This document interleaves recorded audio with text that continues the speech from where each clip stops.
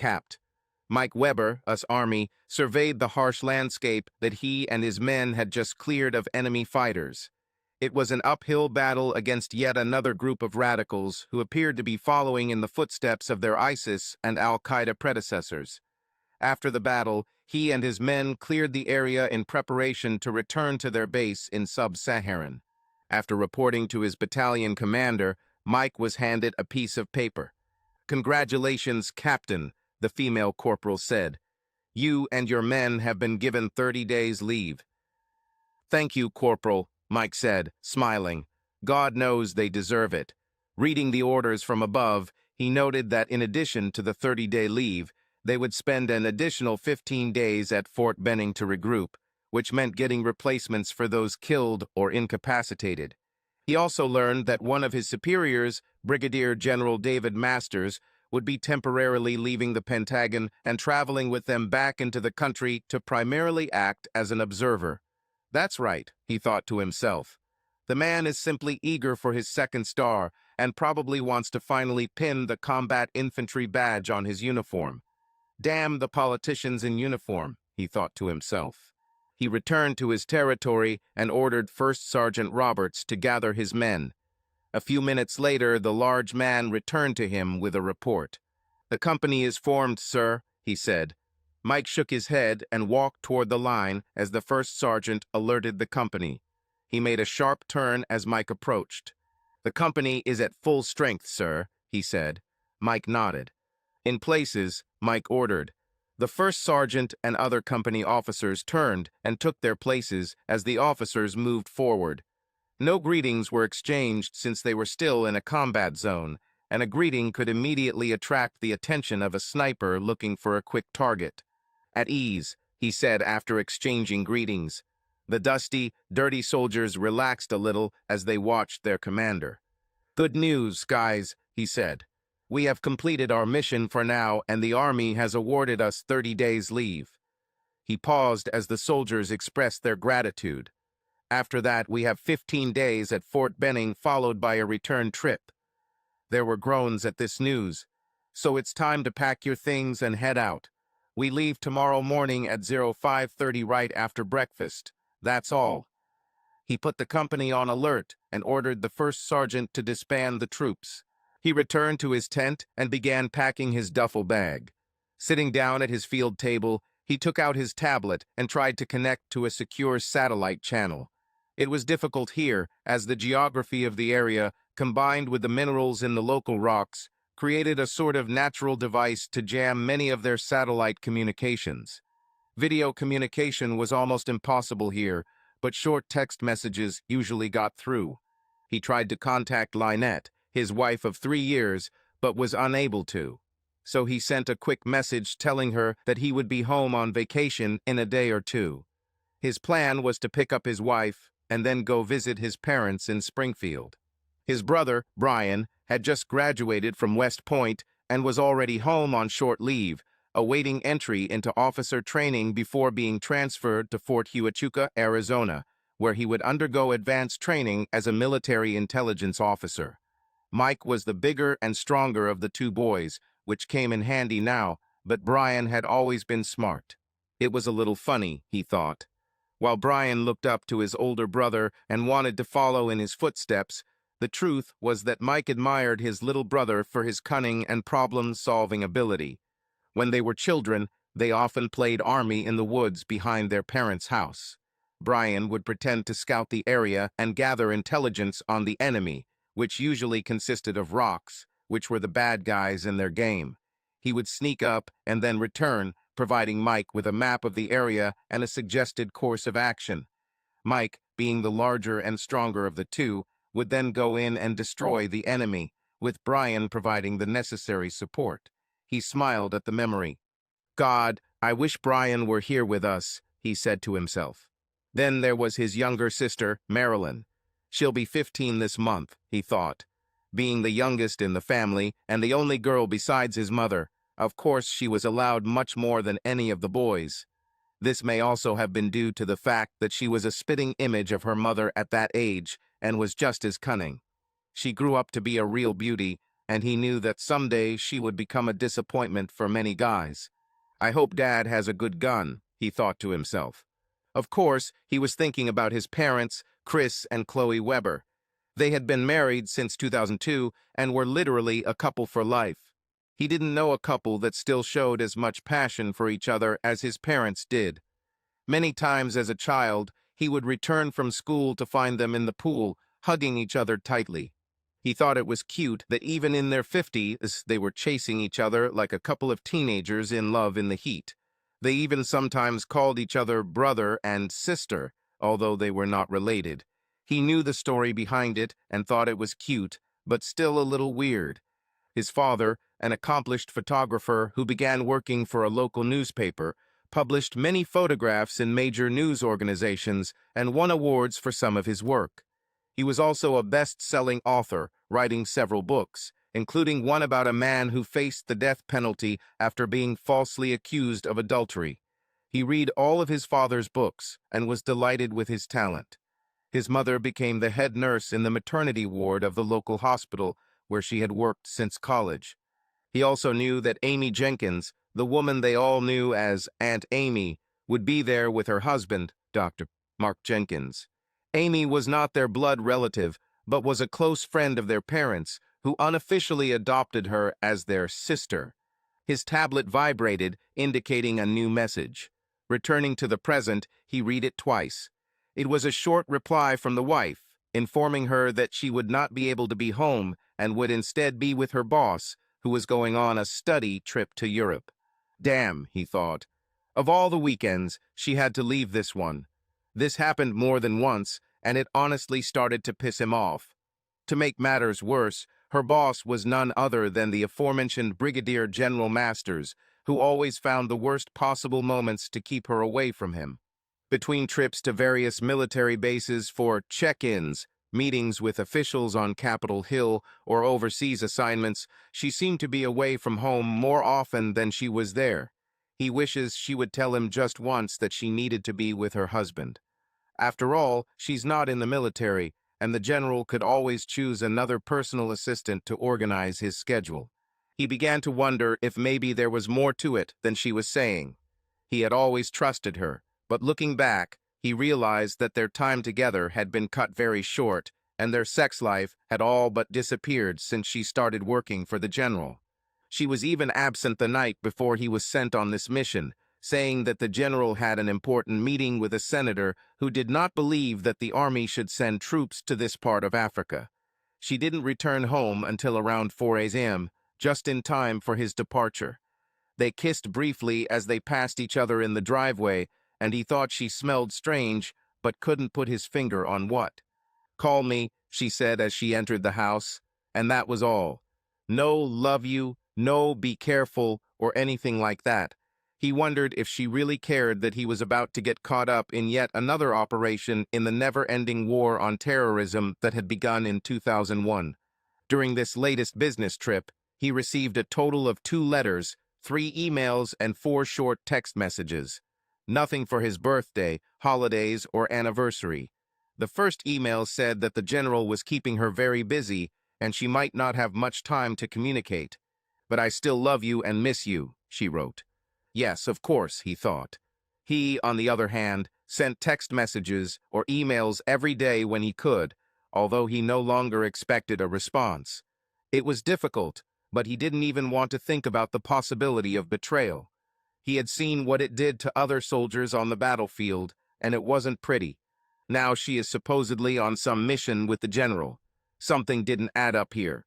He took the tablet. Opening the phone finder app, he entered his wife's number. In recent years, Congress has passed laws requiring trackers on all civilian cell phones so they can be easily found and tracked. If the phone was turned on or had a battery installed, its location could be tracked and recorded by the operator, who in turn provided access to the Department of Homeland Security and the Department of Defense. The idea was to track potential terrorists. A few minutes later, a glowing red dot appeared on the map. He looked and couldn't believe his eyes. The point was approximately 150 miles east of the Bahamas. What the hell is she doing there? He wasn't stupid and knew that this was definitely not the route one would take for an official trip to Europe. According to the app, this was the last known location of her phone, recorded 2 days ago. Where the hell is she, and what is she doing? And how could she send him text messages when her phone hadn't turned on for 2 days? Taking a closer look at her message, he noticed that it came from a Department of Defense device with tracking disabled for security reasons. Apparently, the system forwarded messages to this device. He sent her a text reply. I'm going to visit my parents when I get back, whether you're home or not. If they ask where my wife is, I'll just say that she thinks being with the general is more important than her husband's family. And why the hell take it? Your phone is stuck east of the Bahamas. Where exactly are you? He asked. The answer came in a couple of minutes. Apparently, he touched a nerve with her. It's my damn job. I don't know what's wrong with the phone. I turned it off when it started glitching. Do what you have to do. I'll be home when I'm there. Tell them anything. Bye, she wrote. Damn work, he thought. For the first time since she took this job, he seriously thought about divorce. He didn't need this trouble. Worse, he suggested that the general might have seen his message. He had heard rumors that the general had a knack for deliberately putting people who angered him into dangerous situations and wondered if the same fate awaited him. However, he had many unanswered questions. Unfortunately, there wasn't enough bandwidth here to do much more, but he vowed to get answers when he got home. He ate dinner, then packed his gear for the next day. Long after he went to bed that night, he continued to think about Lynette. The next day was hectic. After breakfast, the company pitched their tents, then packed and loaded their gear into one of the huge transport planes that would take them home. Once finished, First Sergeant Roberts formed the company for the final inspection and accompanied Mike as he checked each soldier and their equipment before leaving. These were professional soldiers, so he knew there would be no problems. But he had to follow Army protocol. He ordered the soldiers to load and watched as they entered the transport plane in squads. Once everyone was on board, he and the first sergeant made a final check before approaching the lead aircraft. Go ahead, First Sergeant, Mike said. The big man nodded his head and walked inside. Mike always made sure he was the first one on the field and the last one off it. This was no exception. Having looked around one last time, he entered the plane and took a seat on one of the canvas seats. Mike tried to sleep during the long flight home, but images of Lynette and the general kept flashing before his eyes. The plane landed at Joint Base Anacostia Balling around 4:30 a.m. Having taken care of his men, Mike went home to the officers' quarter. The house was dark and looked the same as he had left it 6 months ago. As far as he could tell, no one had been in the house since he left. He put away his gear, showered, and changed into jeans and a t-shirt, noticing that most, if not all, of Lynette's belongings and accessories were gone. After reviewing the mail, he noticed that although the bills had been paid, nothing else had been done. He also noticed that letters he had sent to his wife remained on the table, unopened.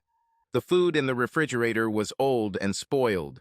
Some products are covered with green mold. He threw out the trash and cleaned the refrigerator so it wouldn't stink throughout the house. He checked his bank account to make sure everything was okay, and as far as he could tell, everything was fine. Lynette usually dealt with the bills, so he didn't really know what was normal. Luckily, the bills were paid automatically and both his and Lynette's paychecks went straight into the account. It was a little after 8:30 when he called Lynette's office, hoping to get answers. Sorry, Captain Weber, said the female voice on the other end. Mrs. Weber and General Masters are both on vacation and won't be back until the end of the month. On holiday? Mike asked. Are you sure about this? My wife said she and the general were on a study tour to Europe. No, I don't know about any study tour.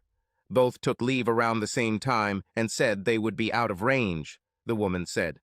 How long ago was this vacation planned? Mike asked. Let me see, the woman said. Looks like they applied for leave 2 months ago. It says here that the general and your wife wanted to surprise you on your return from Africa for your services there. That's what they did, right? Mike asked sarcastically. Well, they really surprised me. Did they leave any contact information? They both left your wife's personal phone number, the woman said. Great, Mike thought. To hell with it, he thought. Got it, he told the woman. Thank you for your help. You're welcome, sir, she said. And welcome home. Mike thanked the woman and hung up. He sat down and began to consider his options. Divorce seemed almost inevitable at this stage. Sure, it could have ruined his career, but his life was already in ruins. If he gave Lynette a hard time, the general and his friends on Capitol Hill might really set him up. He decided to call his father. Hi, Mike, his father said, picking up the phone on the first ring. Do you want to go to video? I haven't seen you in so long. Mike smiled. Sure, Dad, wait a minute, he said, turning on the giant screen and pressing a button on the phone. His father's face filled the TV. There you are, said the older man. I see you're tanned. Yeah, Africa was fun, Mike said. Are you ready to come to us? Everyone's waiting and can't wait to see you, said Chris. I'm leaving today or tomorrow, Mike said. What happened, son? You said Where is this charming wife of yours? Asked Chris. The older man had always been able to read him like an open book. I don't know where she is, Dad, Mike said. She said she was on a fact-finding trip with General Masters in Europe, but her phone was last tracked east of the Bahamas. Her office says she and the general are on vacation until the end of the month, but don't know where she or her boss is. I'm leaving today or tomorrow alone. Chris looked sad after hearing the news from Mike. I understand General Masters is in your chain of command, Chris said. Mike nodded. And he's her boss? Mike nodded again. That doesn't sound good, son. What are you planning to do? He asked. I don't know, Dad. I need information, but I don't know where to look or what to do, Mike said. Okay, son, Chris said. Don't worry. I know people who can help, so I'll talk to them. You rest and just come to us. We'll discuss this more when you arrive, okay? Okay, Dad, thanks, Mike said. Say hi to everyone and tell them I say hi. Absolutely, son, Chris said. Drive carefully and I'll see you in a day or two. They ended their conversation and Mike began packing for his trip to Springfield. After packing everything, he checked the car to make sure it was ready to go, locked the house, and hit the road. It was still early, around 10:30, and he saw no point in staying another night in this place. After gassing up the car, he filled a thermos with coffee, bought a pack of small flavored cigars, a habit his father had instilled in him, and headed west. He drove non-stop, reaching St. Louis in 12 hours, stopping only for gas, food, and the bathroom. He still had about 3 to 4 hours of travel left, but he decided to stay at a motel and leave early so that he would be fresh enough when he arrived. He left early in the morning after a quick breakfast and 4 hours later arrived at the gates of his parents' house. When he arrived, he saw his mother and sister waiting for him at the door. At 52, approaching 53, his mother still looked quite attractive in her casual shorts and t-shirt, showing off her slender, well-trained dancer's legs. She still had a great figure, even after having 3 children, and could easily pass for someone 10 years younger. No wonder Dad always seemed happy, he thought. His much younger sister, Marilyn, also in short casual shorts and a t-shirt, looked like a smaller version of her mother. They both ran to meet him when he got out of the car. His mother hugged him and kissed him on the cheek. Marilyn followed suit. You were smoking those cigars again, weren't you? Asked his mother, smiling. Just like your father, I swear. But still, it's great to see you. It's a shame Lynette couldn't come with you. Me too, Mom, he said.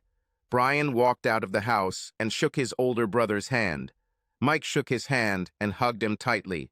I'll get your things, Brian said after they hugged. Mike patted him on the back. Thank you, brother, he said. Upon entering the house, Mike received hugs from everyone, including his father, his grandparents, and Aunt Amy and her husband. After the greetings, everyone gathered in the living room. How are you, son? Chris asked. It's been better, Dad, he said. But seeing you all is a real blessing. I want you to know that we all support you, no matter what you decide, okay? Said Chris. Mike nodded. Let me tell you what I've found out. After our conversation yesterday, I contacted my old friend, Ron Weissman. He's an ace in research, has worked extensively with the FFS, and he told me this morning that he's pretty sure that, what's going on with your wife? Home Front Security Service, Mike asked. Never heard of it. What is it? Chris's father answered. This is the organization we did cleanup work for during the Skaggs administration, remember? He said, turning to Chloe's father. Yes, I remember. It was that whole mess with the First Lady, he said. Trust me, son, you're better off not knowing the details. So, Mike, are you ready to hear what Ron has to say? Asked Chris. Yeah, Dad, I really need to know what's going on, Mike said. Chris called his friend, and soon Ron's face filled the huge 92-inch TV on the wall. Oh, there you are? You must be Mike Weber, Chris and Chloe's son, right? He asked. Yes, sir, Mike replied. Please call me Ron. I work for a living, he said, causing laughter. Well, finding your wife and General Masters was easier than I thought. In the old days, it would have taken me a day or maybe two, but with the new technology and protocols we have now, it only took me a couple of minutes. Masters? Chris's father asked. David Masters? Is he a general now? Yes, he is, said Ron. Why do you know him? I met him a while ago when he was a lieutenant colonel, he said. If this is the same person I met, he wasn't the nicest person back then either, he added, referring to Chloe's father. Remember that mess in Somalia? Chloe's father nodded. I still think he was behind it all. Fucking politician. He glanced at Marilyn and Chloe. Oh, sorry, girls. Keep going, Ron, Mike said. Well, it turns out your wife and the general are on a cruise ship heading to the Mediterranean. They booked the cruise about 2 months ago and departed from Miami about 3 days before you received your orders in Africa. They were pretty easy to find. According to the ship's manifest, they registered as General and Mrs. D.A. Masters. By the way, the general is married, but his wife was told that her husband would be in the field and out of range for at least a month. Thanks to the new CHA rules, I even have photos of them signing on board. Look, he said. The screen split into 2 windows. On one side there was Ron's face, on the other there was an image of General Masters and Lynette. Mike was furious. The general's hand was on Lynette's waist, and they looked like a happy couple. And that's not all, said Ron. I checked out this cruise ship, and it's one of those special cruises that are all the rage these days. It's an adult cruise, which means firstly, there are no children, and secondly, there's no cramping on deck, if you understand what I'm talking about. Sorry, Ron, Mike said. I'm not into these new leisure activities. I'm a simple person, so can you explain that a little more? Of course, Mike, I understand, Ron said. This can be a little jarring, so I'll try to keep it simple and clear. These cruises are usually aimed at the wealthier crowd, those who have a lot of money and live a more colorful life. This particular cruise includes a lot of, shall we say, adult parties, naked swimming areas, and the like. In short, it's practically floating debauchery. Everyone in the room gasped. Even Chris and K.H. Lowe, who are no strangers to public nudity or sex, were surprised that Mike's wife would engage in something like that with someone other than her husband. I'll send you a copy of the cruise's schedule of activities. You'll find it interesting. In any case, the host company tries not to interfere with extracurricular relationships by requiring passengers to provide signed STD-free certificates and sign liability waivers.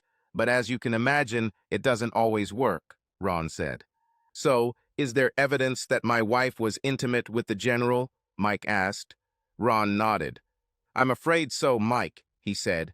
It took me a while to gain legal access to the ship systems. I could have just hacked them, but I figured you'd need something that could be used in court. Luckily, the phrase "in the interests of national security" helps unlock doors and access secure cameras and video recordings. I was able to gain access to their onboard cameras and all of their archived videos. This is something that both DHS and the parent company require in such situations. I will not show anything explicit here, but I can forward it to your personal email if you want, he said. Mike nodded and sent Ron his personal email address. Here's something you might find interesting, said Ron. An image of Lynette and David in bed appeared on the screen. Both were covered up, but it was clear that they were both naked. Lynette was holding a tablet in her hands. Mike noticed a timestamp in the corner. Hold this for a minute, he said, taking out his tablet. He compared the timestamp on the photo with the timestamp of a brief correspondence he had had with Lynette while in Africa. They matched. Bitch, he thought. She was in bed with Masters, texting her husband. It has a video attached, Ron said. Listen to what they say. The image switched to video, and everyone watched as Lynette angrily jabbed at the tablet. After a few seconds, she threw it on the nightstand and raised her middle finger angrily. Damn little thing, she said. Screw him and screw his family. Who is he anyway to tell me what to do? I swear I don't know what's worse, him or his stupid sister. David responded by stroking her hair. Mike looked at Marilyn, who looked ready to explode. Is that why you took the battery out of your phone after we left the Bahamas? He asked. She nodded. Yeah, I'm tired of hearing from his sister who wants to plan something for his and Brian's birthdays, she said. It's okay, honey, he said. You don't have to deal with them if you don't want to. Your husband will be returning to Africa in 45 days, and I will personally make sure he never returns. Lynette smiled. I don't want him to die, David, she said. I still have feelings for him. Well then, if you have feelings for him, why are you here with me and not him? Why not just divorce him and get it over with? He asked. You know why, David. He's not a bad guy, and he's really good to me. It's just that all I ever hear is how wonderful and loving his parents are and how smart his siblings are. He always says how he's proud of his brother, who graduated with honors from West Point. I can't really compete with that, she said. Besides, his family is damn rich. Between his grandparents and his father, who is a best-selling author, he'd have enough money to buy himself an island if he wanted. I'd be crazy to pass that up. Okay, whatever you say, David said. But if he gives you any trouble, let me know, and I'll make sure he ends up in a hell he'll never get out of. You mean he won't come home? Lynette asked. He'll come home, but it's different in Dover, David said. Don't worry, friendly fire incidents happen all the time. You can get his insurance by playing the role of a grieving widow. You can handle it, right? Lynette smiled. Yes, I can play with tears for the cameras, she said. Now come here and give me some love. David smiled at her. Ron, this cruise must be expensive, Chris said. How do they pay for it? Great question, Chris, Ron said. You're right, these cruises are extremely expensive. I haven't fully figured it out yet, but I already have several robots working on this task. When I find out, you will know too.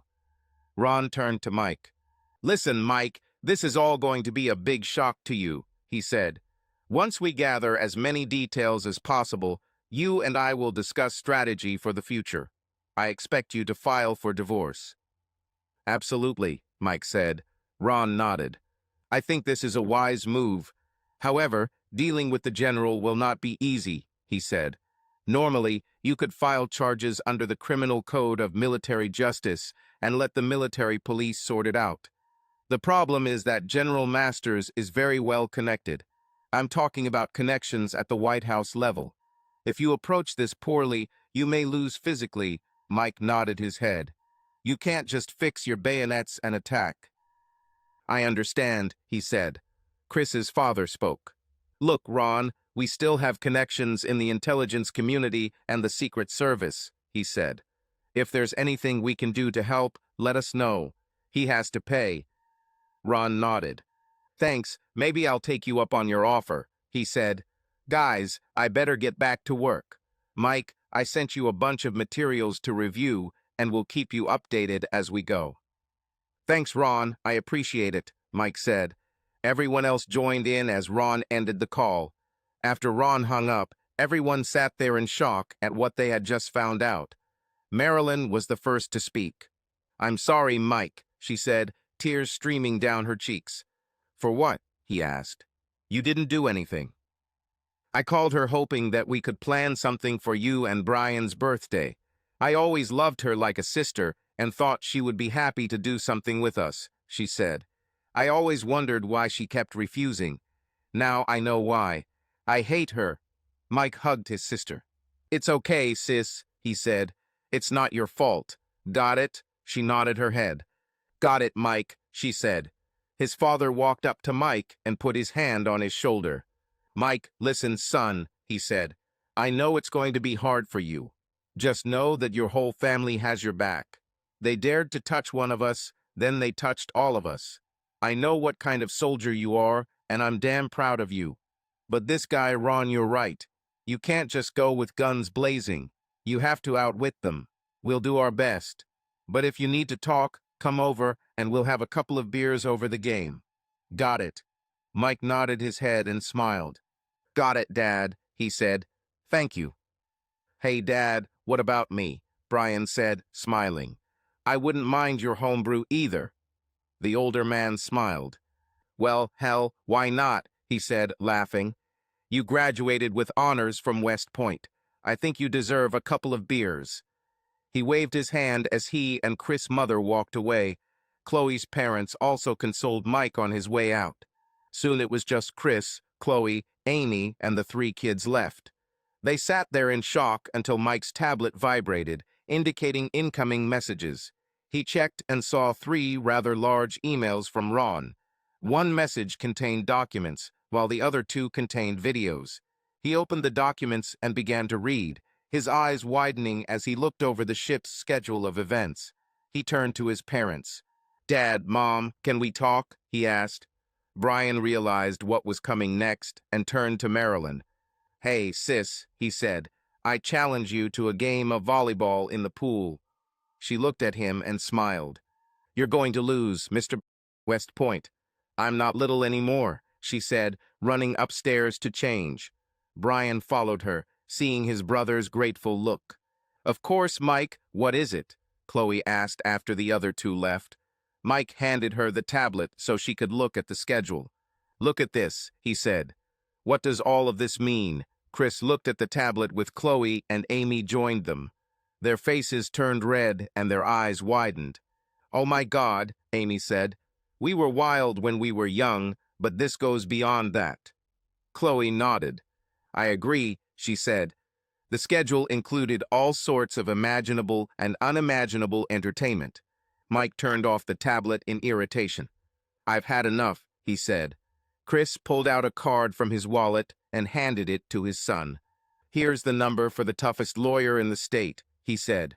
"She hates cheaters with a passion, and I'm sure she'll handle your case just fine."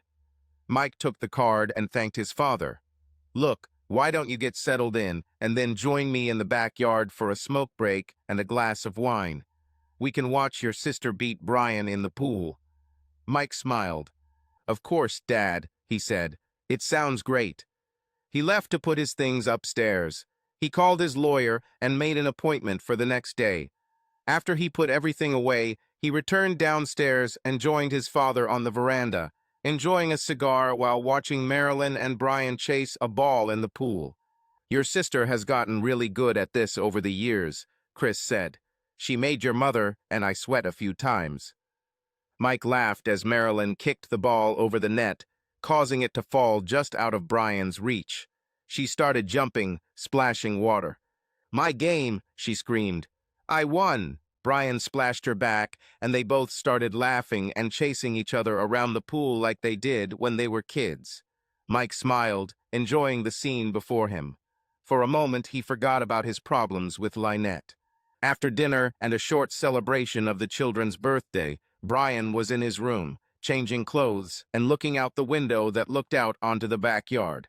He saw Mike heading into the woods with a clipboard and something else, a .45 caliber pistol strapped to his belt. It was the same old M1911 his grandfather gave him when he graduated from the Virginia Military Institute. Brian didn't want to get involved, but the presence of the gun bothered him. He had a pretty good idea where his brother was going, so he walked down and into the forest. He stayed far enough away that his brother wouldn't notice him and quietly made his way through the forest. Sure enough, he saw Mike sitting on a large rock that was part of the fortress he and his brother had built as children. It was in a quiet corner of the forest and became a favorite place for them to talk without prying ears. As he watched, he saw his brother looking at the tablet, apparently one of the videos Ron had sent. Then he saw something he never expected to see. His older brother, the strongest man he knew, was crying. He sobbed uncontrollably, his head in his hands, his body trembling. After a few minutes, Mike stopped crying and slowly pulled the gun out of its holster. Brian grew worried as he watched his brother insert the magazine and twist the bolt, allowing it to click into place. He knew there was now a bullet in the chamber. Brian knew he had to act, and now. He came out from behind the tree where he was hiding and walked up to his brother.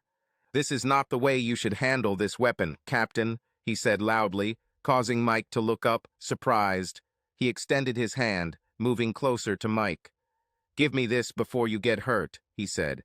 Mike looked at the gun before handing it to his brother. Brian took the weapon, removed the magazine, and cleared the chamber, leaving the bolt locked. He looked into the chamber, as he had been taught, to make sure there was nothing else there before putting it down. He sat up and looked at his older brother. "What's wrong with me, Brian?" Mike asked. "Was I not good enough for her? What made her do this to me, to us?" Brian shook his head. "You're okay, Mike," Brian said. "Damn, you're the strongest and best person I've ever known. And as for Lynette, who knows why she does this?" He looked at the tablet and noticed that there was a video on there. "Is this from Ron?" he asked. Mike nodded. Brian picked up the tablet and looked at the video. He turned it off and put the tablet down, shaking his head. "Give it up, Mike. Just get rid of it," Brian said. "She doesn't deserve you. And this general can go to hell. She's not worth it," he added, pointing to the gun. Mike looked at his brother. Deep down, he knew the younger man was right. "When did you become so smart?" he asked, causing Brian to smile. "Well, 4 years at West Point takes its toll. I'd say all the usual platitudes, but I know you've heard them before. Hell, you probably told them to your soldiers yourself." "Right?" he asked. Mike shook his head. "Yeah, no woman is worth that. You deserve better. Keep your head in the game, blah, blah, blah. It's all good until it happens to you," he said. He looked around at the familiar trees around them. "Do you remember all those times we used to come here and chase bad guys when we were kids? You always had my back in those days. Still to this day, I guess." "Isn't that what brothers are for?" Brian asked. Marilyn is already planning to set you up with one of her young, single teachers." Mike laughed.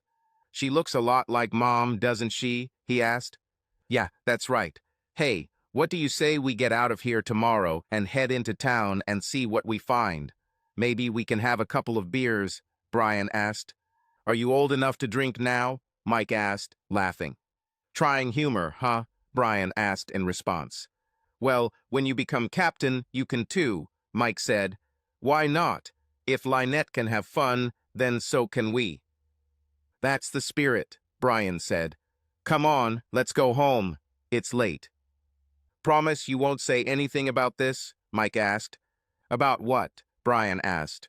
Mike smiled and hugged his brother. "I got it," Mike said, holding out his hand for the gun.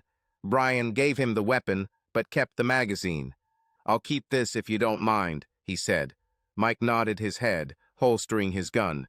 Chloe and Amy looked up as the two brothers walked in through the back door. "There you are," Chloe said. "Where were you?" "We were starting to worry." "Just doing some men's unity," Brian said. "Yeah," Chloe said, raising her eyebrows. "Certainly." She saw the gun on Mike's belt. "Did you find any bad guys to shoot in the woods?" "Well, you never know what might be lurking out there," Brian said. Mike smiled as he put the gun back in his father's gun cabinet. Brian placed the magazine next to him and locked the cabinet. "That's right," Chloe said. "Why don't you join us for a quick game of Monopoly?" she asked. "Is there even such a thing as a quick game of Monopoly?" Mike asked. Marilyn slapped his hand as she pulled out the game board and laid out the pieces and fake money. "Why not?" said Brian. "Marilyn owes me for that volleyball game, after all." "Careful, boy," she said. "I'm a banker, you know." "God help us," Brian said, smiling. They played Monopoly until late at night and then went to bed. The next day, Mike went to see a lawyer and began the process of divorcing his wife. The lawyer, Sally Chesterfield, was a real shark and nearly exploded when she heard Mike's story and watched some of the videos he showed her. The divorce will be as simple as possible. They owned no property and lived on base, so there was no mortgage and no house to share. They had no children, so there was no child support. Lynette earned more than Mike, so alimony was not expected either. They both kept what they brought into the marriage, split their bank accounts in half, and kept their pensions. Mike insisted on filing a divorce on the grounds of infidelity and decided not to sue the general for alienation of affection because those charges rarely worked, the lawyer said. They decided to serve Lynette with a summons as soon as she got off the cruise ship in Miami. "This should be pretty easy," Sally said. "Let's see what your wife does after she receives the summons. What do you plan to do with the general?" "Well, there are some violations of the Criminal Code of Military Justice, but we are considering taking other action. We haven't decided on a course of action yet, as we are still gathering more information," Mike said. Sally nodded. "Good idea," she said. "You're not planning on doing anything stupid to get revenge, right? Because if you do, it will really hurt your case." Mike shook his head. "No, I don't plan to. I just want this traitor out of my life," he said. "Okay," she said. "What about the cruise line? Do you want to take any action against them?" "I don't know," Mike said. "You're a lawyer. Do what you think is best." She nodded. "Well, they did facilitate your wife's escapades without properly vetting them with the general marriage application. We can file a lawsuit. They'll probably settle it out of court, but it could make you $1 million or $2 million, she said. "I'll leave it up to you," he said. "Okay," she said. "I'll have everything ready and arrange for the summons to be served when the ship returns to port. If you have any questions for me or any additional information beyond what we already know, call me, okay?" "Sounds great," Mike said. "Thank you for your help." "Happy to help," she said. "And tell your father that I'm waiting for his next book." When he returned home, he received a text message. Ron wanted to discuss the situation with him and his parents at the earliest opportunity. Since they were already home, having taken time off to spend time with family, Chris called and brought Ron up on the big screen in the living room. "Good afternoon, Ron," Chris said. "What do you have for us?" "Good afternoon, everyone," Ron said. "I have some additional information that I think you'll find interesting. I've already sent Mike the latest footage from the ship, but it seems we've discovered something more. As you know, I've deployed robots to track down the funding for all of this. You heard the expression, follow the money, right? Well, it appears that at least some of this was funded by government funds, and it appears that the General and Lynette may have embezzled those funds. It also appears that some of the money came from foreign sources. I'll send you the documents confirming this, but I also made initial inquiries to the military police. There's one more thing. I launched another group of robots to recognize the faces of the passengers in the video. It turns out that at least 2 of the passengers are agents of the group you are fighting in Africa, Mike," he said. "What?" Mike asked. "Are they related to General Masters?" Ron nodded. "I have identified at least 2 videos of Masters meeting with said passengers. The meetings are very short, and they do not spend much time together, but I did find one in which they appear to be exchanging something. Money, possibly, or illicit money. Substances, maybe both. I'm not sure yet, but I launched software to improve these clips," he said. "So this is all an elaborate ruse so Masters can contact foreign agents?" asked Chris. "Perhaps," said Ron. "I'll be able to say more once the video is processed." "But for what purpose?" Mike asked. "Masters work for terrorists?" "I don't know yet," Ron said. "But it definitely doesn't look good. I don't want to go to the intelligence services until I get something more concrete. Is it possible that Masters is working undercover? Asked Chris. Ron shook his head.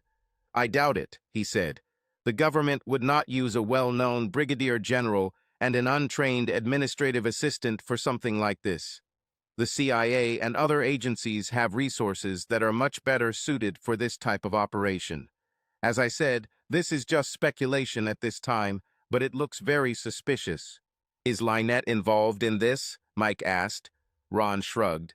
It's possible, but I suspect she's just a cover and Masters is using her.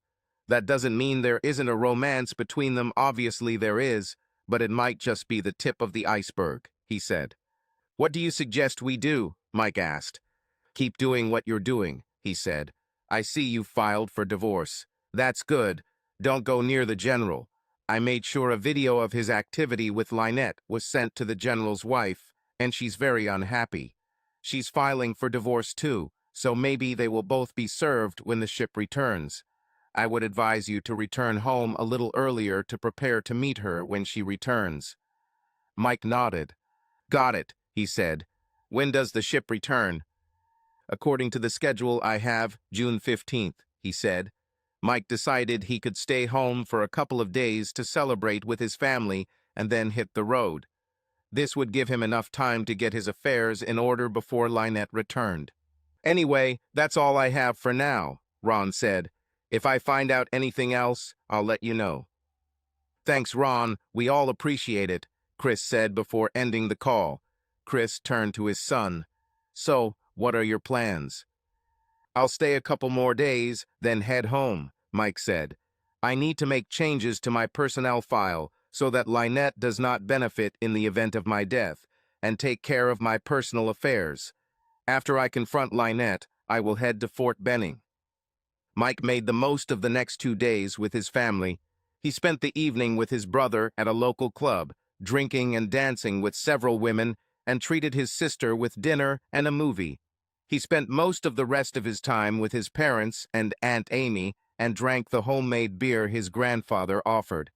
The visit ended with many tears, hugs, kisses, and promises to keep everyone updated on the latest developments.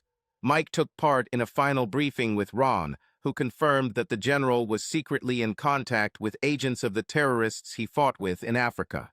Ron informed him that all the materials collected had been handed over to the appropriate authorities along with certain influential members of the current administration.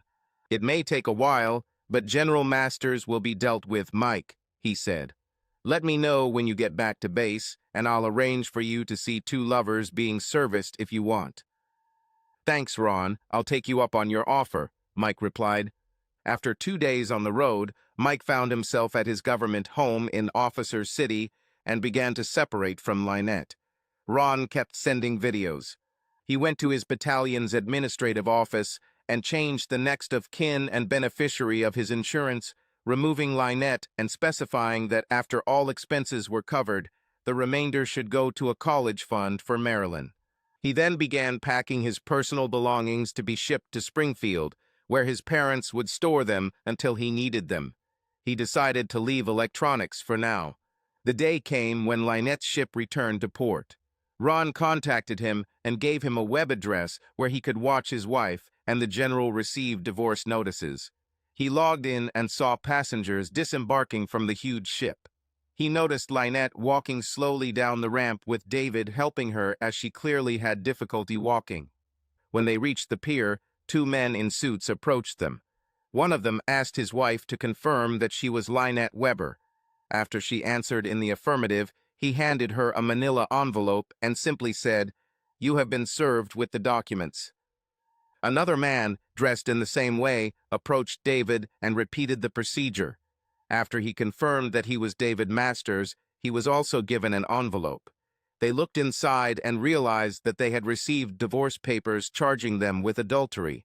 The packages also contained a small set of photographs which were presented as evidence against them. Lynette howled as she looked through the papers and fell to the ground. Other passengers, passing by, looked at them but did not offer help. David screamed, swore, and made threats.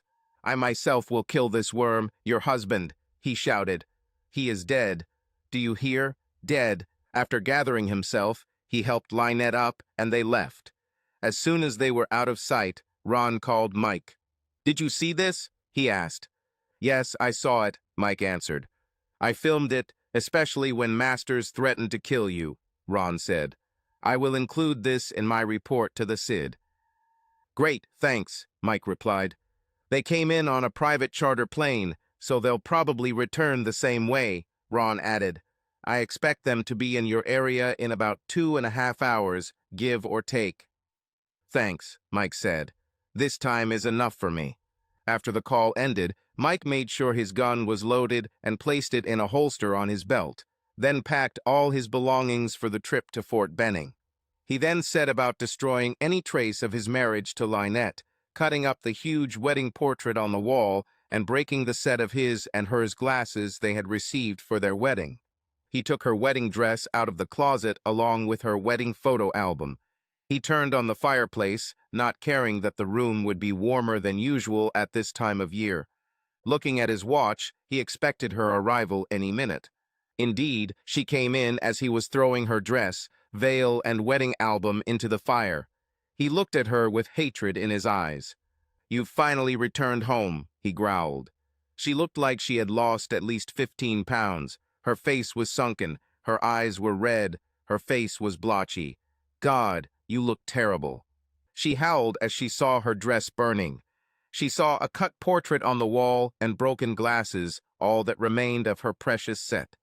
"What are you doing?" she cried. "I'm getting rid of everything that says we were ever married. You are cheating, worthless slut," he said. She flinched away from him. He never spoke to her like that. "Why are you wearing your grandfather's gun?" she asked. "In case your lover tries to kill me." "Isn't this what you wanted? For me to be dead and gone so you can collect my insurance? Go to hell. I changed everything so you won't get anything. Not a cent," he said. "Why are you talking to me like that?" she cried, tears streaming down her face. "Because I hate you now, that's why," he shouted. "I only loved you, idolized you, worshipped the ground you walk on, and for what? For what? So you could be with a general and go on a damn cruise with him. Is this how you want to be remembered? Was our marriage worth it to you?" "Mike, please don't talk to me like that," she sobbed. He looked at her. "You better get ready," he said. "I'm leaving for Fort Benning as soon as we're done here, and I hope I never see you again. The thought of you makes me sick." He stopped and took a breath before continuing. "Why are you crying?" he asked. "You knew what you were doing when you boarded that ship. You knew when you insulted me." "Please, Mike," she said, "can't we just forget about this?" "Are you crazy?" he asked, raising his voice. He pointed to the letters lying on the table. "Look at it. Every letter I sent you from Africa, you didn't even read. I can count on one hand the letters and emails I have received from you. Every time I turn around, you're gone. And then you lied to me and I found you on a damn cruise. Why? Just tell me one thing. Why?" "Honestly, Mike?" she asked. "Honesty from you would be a nice change," he said. "I honestly don't know. You were always away and David was nearby. He showed attention and care. Everything just started spinning," she said. "And who do you think sent me and my people to all these places, huh?" he asked. "You knew that I would serve when you married me.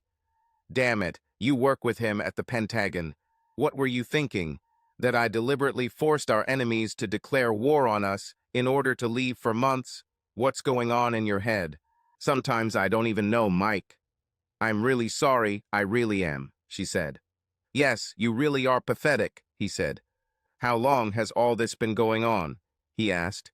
"I do not know exactly. Maybe 7 or 8 months," she replied. Mike nodded. This coincided with his observations. "Does anyone else know about this?" she asked. "My family. Your family knows now too. I wasn't going to let you put the blame on me, so I told them everything. Your friends and some others," he said. "Oh my God, did you tell my family?" she asked. He nodded. "Yes, I told you. Send them some photos as proof," he said. She started crying again. "Did you send the photos?" she asked. "I will never get over this. You weren't supposed to know. Nobody was supposed to know. Did you tell David's wife? No, I didn't contact her. Someone else did it, he said. Sign the documents and send them back. There is no alimony. You keep yours and I keep mine. We divide the bank account in half, and everyone keeps their pension savings. Since we are still legally married, you can stay here until the divorce is finalized. Then you will have to remove all your property. I don't want to leave anything here. For now you're working, so I think you can handle it. Unless, of course, they decide to investigate your little adventure with Masters. He took off his wedding ring and threw it to her. What is this? She asked. I don't need this anymore. You can leave it. Sell, eat, I don't care, he said. Do you want my rings? She asked. He shook his head. No, they will only remind me of you, he said. Keep them, throw them away, whatever. I don't care. I just want you out of my life. Can we ever be friends? She asked. He shook his head again. I don't know. Honestly, I don't think so right now, Lynette, he said. I loved you with all my heart, and you tore it apart. You could have put a bullet in me. Friends don't do that to each other. Can you at least forgive me? She asked. Again, I don't know, he said. Maybe one day. It's too painful to even think about right now. Sorry, Mike, she said. Yes, you already said that, he replied. Listen, I better go. Sign the papers and send them back. Tell your lover if he tries to touch me or my family, it will be his last mistake. Don't call me, don't write. I don't want to hear from you anymore. He stood up and walked towards the door, then turned to her. Lastly, Marilyn, you know, my silly sister, as you called her, loved you and considered you the big sister she never had. She gave you a message, he said. Which? Lynette asked. Burn in hell, he said. Goodbye, Lynette, he said, closing the door, leaving her crying on the floor. He got into the car and drove off.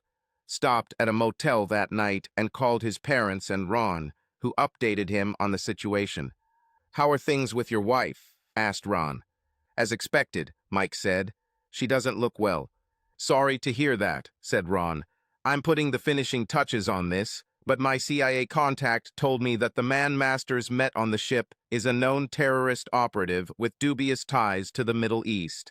A very bad person, and it appears their trip was paid for with taxpayer funds mixed with laundered money from Africa. So General Masters worked with terrorists? Mike asked. I can't speak on an unsecured line, but let's just say their little trip attracted the attention of a lot of very important people, Ron said. Got it, Mike said. Let's see how things go further. Thanks for all your help, Ron. I really appreciate it. Can I do something for you? I owe you a lot. No, just come home safe and sound, okay? Said Ron. I'll try, Mike said, ending the call. The next day, he continued to Fort Benning, arriving late in the evening. He checked into bachelor officers' quarters and settled in for the night. The next day, he met up with the advance party and found First Sergeant Roberts, who had arrived a day earlier. They spent several days making sure everything was ready for the company's arrival, and Mike reviewed the personnel files of the replacements. Apparently, these were good soldiers who would fit well into the team of old-timers. The company arrived on time, completing its 30-day leave. Mike and 1st SGT spent several days conducting training jumps and maneuvers. Mike met with the recruits for one-on-one interviews and was pleased to learn that his initial assessment was correct. On the day of the flight to Africa, General Masters approached Mike pretending to be John Wayne with a condescending smirk on his face. I hope you had a good holiday, David said. Mike didn't answer. Have you talked to your wife lately? Mike looked at him with hatred in his eyes. Masters noticed this and turned to face him. Okay, Weber, he said. Why don't we take off our titles and sort things out like men? He suggested. No, Mike answered. Don't play these games with me. This star is the only thing keeping you alive right now. David was shocked when Mike continued. Let's make one thing clear. FISME team, generally these people obey my orders. You're just an observer here, so don't forget that. You're not a tactician, you're just a politician in uniform. You know it, I know it, and more importantly, the soldiers know it too. As soon as we board the plane, you'll be part of my team. You will obey my orders exactly and do your part, just like everyone else. If you disobey, interfere, or disrespect me in front of my people in any way, or mention your dirty affair with my future ex-wife, I swear to God, I will personally kill you on the spot. Understood me? He asked David, whose eyes were wide with fear by this point. I asked, "Do you understand me, soldier?" He shouted. David nodded, truly afraid of the big man in front of him. "Yes," he finally answered. "Yes, what?" Mike asked. "Yes, sir," David replied, realizing that he had been beaten by a more worthy man. Mike nodded. "One more thing," he said. "Because it's my team, I am always the first on the field and the last to leave it. This is no exception. This isn't the damn Pentagon, so protocol be damned. You get on the plane after me and sit with me and my people." "Okay," said David. "Just one question," he added. "Which?" Mike asked. "Honestly, have you been in contact with my wife about the cruise?" David asked quietly. Mike shook his head. "Honestly, General, no, I didn't contact you. I didn't even try to contact your wife. You can check the metadata yourself if you want proof," Mike said. "I heard from Lynette that you have a video from the cruise," David said. "Yes, there is," Mike answered. "Is it possible to get a copy?" asked David. "All videos have been handed over to the appropriate authorities," Mike said. "Your wife also has copies, so perhaps your lawyer should contact her lawyer." "Got it," David said. "Thank you for your frankness." "You're welcome, General," Mike said. First Sergeant Roberts approached them and saluted. David, as senior officer, returned the honor. "Soldiers on board the plane, sir," he said. Mike nodded. "Thank you, First Sergeant," he said. "Let's join them." 3 men walked towards the plane with equipment on their backs. First Sergeant Roberts entered the aircraft first, followed by David. Mike looked around to make sure everything was in order and climbed aboard, taking a seat with David and the first sergeant. A few hours later, the plane landed on a dusty strip near a temporary field camp. As the soldiers disembarked, Mike noticed mortar fire in the distance and heard the familiar sounds of rifle fire. The colonel approached Mike and showed him the map. "We've been under fire all day, Captain," he said. "Our patrols report that a large convoy is moving from the north. I know you just arrived, but I need your men to intercept her and buy us some time. The regiment is moving from the east, but it won't be there for some time. I've ordered the engineers to place your equipment here, near the runway, and you can return for it after you've dealt with the convoy. Can you handle it?" Mike nodded. "Yes, sir," he said. He signaled to the first sergeant and his platoon leaders. David began discussing the situation with the colonel and began to leave when Mike called him back.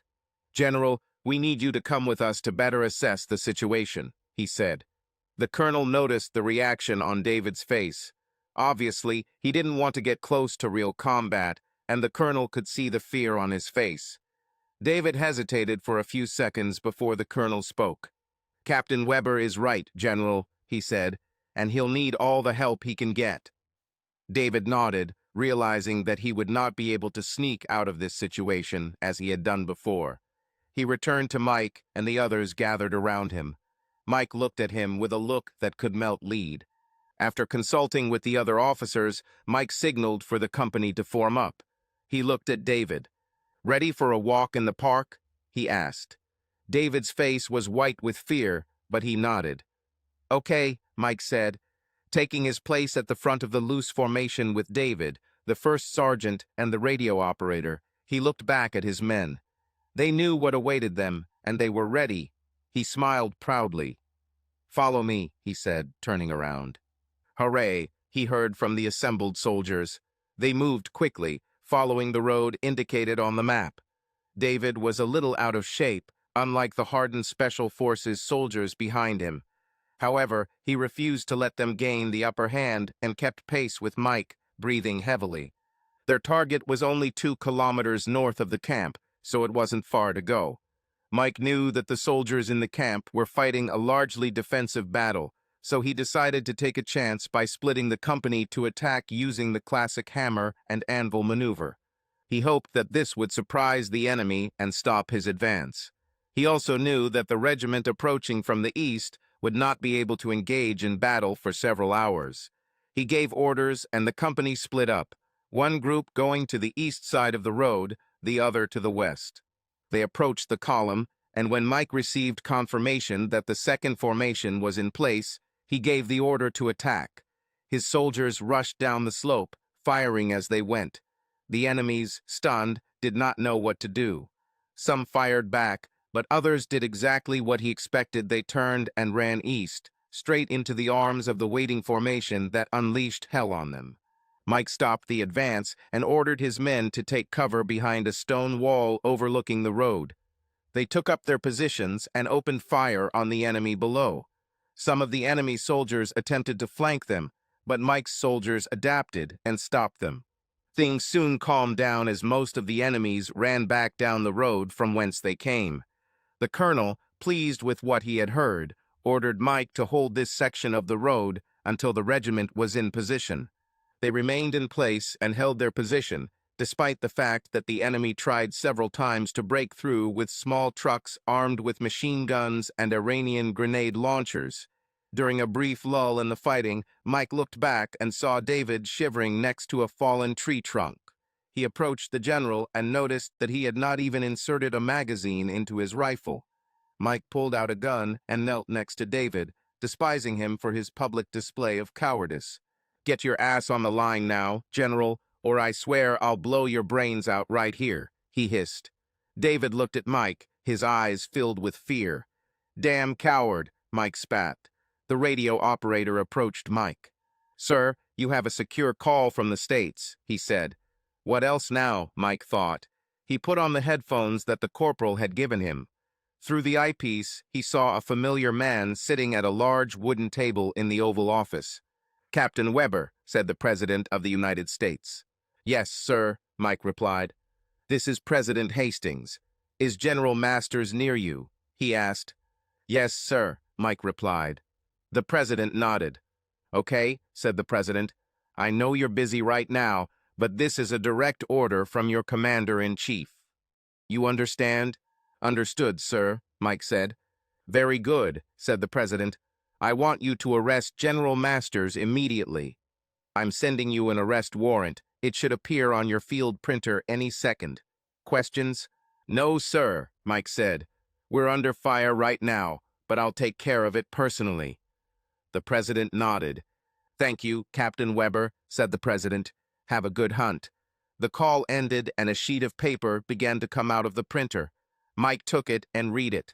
Seeing a soldier with a roll of duct tape on his belt, he motioned for him to follow him. Approaching David, Mike called First Sergeant Roberts. "General Masters," he said, turning to David. "By order of the President of the United States, I am arresting you for violation of the rules of military justice, embezzlement of government property, fraud, conspiracy to commit murder, espionage, aiding the enemy, and treason." He looked at the first sergeant. "Disarm him," he ordered. "Corporal, tie his hands behind his back and keep an eye on him. Don't even let him move." "Yes, sir," the corporal replied, tying David's hands behind his back with duct tape. Mike turned to First SGT. "First Sergeant, get this worm out of my group as soon as possible," he ordered. Roberts nodded. "Yes, sir," he replied. At that moment, Mike heard a thud behind him. Turning around, he saw that a grenade had fallen to the ground. It was one of those new Iranian grenades he had heard about. Mike jumped onto the explosive device without thinking, and the soldiers around him quickly fell to the ground. The battle continued, and the soldiers were victorious, their final tribute to the commander they respected and admired. A day later, a family in Springfield learned that their son had been killed in action. Officers were comforting the family when the call rang. Chris turned on the ringer on his big TV. A large man with 4 stars on his shoulders appeared on the screen. "Mr. and Mrs. Whitty Weber," he said. "My name is General Johnson. I am the chairman of the Joint Chiefs of Staff calling you from the Pentagon and wanted to personally express my condolences on the loss of your son." "Thank you, General. We appreciate it," Chris said, wiping away tears. "Mr. Busana Weber, The president has taken a personal interest in your son's death. It seems he spoke to Captain Weber a short time before his death, the general said. I cannot discuss this conversation, but I can say that the president insists on expedited consideration of the medal for your son. We are all indebted to you and your son. We appreciate it, General, Chris said. What kind of medal are we talking about, by the way? Medal of Honor, the general said. It looks like your son jumped on a grenade, saving the lives of many other soldiers. He gave his life so that others could live. Got it, Chris said. I hope to see you at your son's funeral, said the general. If you don't mind, I would consider it an honor to personally escort your son from Dover. That would be great, General, thank you, Chris said. The general said goodbye and ended the call. Later that day, the whole of America learned about it. Lynette sat in the former living room she shared with her husband. She hadn't eaten much since returning from the cruise, and the house was just as Mike had left it, with the ashes of her wedding dress and a photo album in the fireplace. A few days after returning from the cruise, she was suspended from her job at the Department of Defense, pending an investigation into her and David's actions. She was not told anything more and was warned that she could expect a visit from various agencies. While watching the news, she heard an anchor reporting breaking news from the front in Africa. Today, we learned that a high-ranking general has been arrested for alleged conspiracy with the enemy in Africa. Brigadier General David Masters is arrested on a number of charges, including conspiracy to murder, embezzlement of government property, and treason.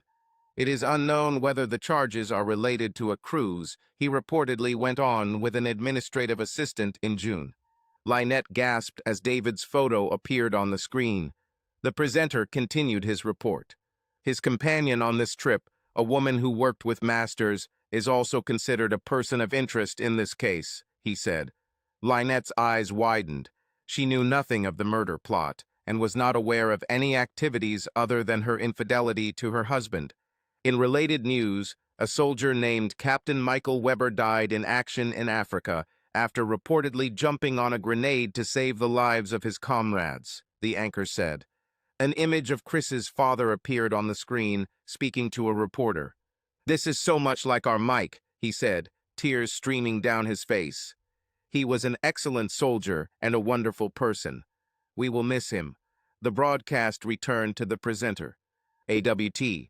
News interviewed Captain Weber's father, Pulitzer Prize winner and New York Times best-selling author Chris Weber, about his son, the anchor said. His death has left a huge void in our hearts, Chris said, sitting next to his wife Chloe. Both were wiping away tears. No parent should have to bury their child. The report returned to the presenter. Subscribe to our channel so that your love doesn't cheat on you, and go ahead and listen to the next story, because this story is nothing compared to the next one. If you're under 18, don't even click to the next one.